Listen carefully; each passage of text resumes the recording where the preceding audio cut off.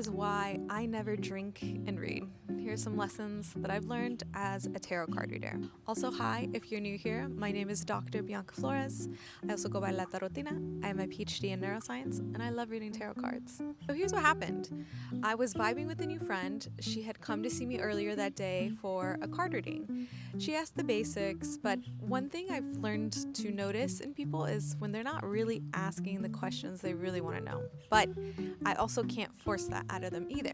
So we just spent the whole day with some other friends, having brunch, drinking. Brunch turns into more drinks turns into dinner, and eventually she wants me to pull out the cards again. So I pull out the cards again because she says, I really want to know what's going on with my man. Tell me. So what falls out? I already know.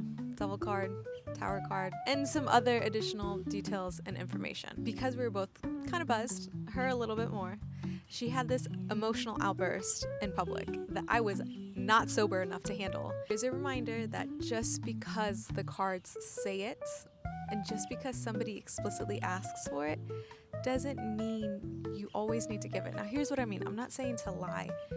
Make sure that you're always asking for consent from the person you're reading from, and not just, hey, do I have your permission to access your energy? But rather, I see some really deep things here.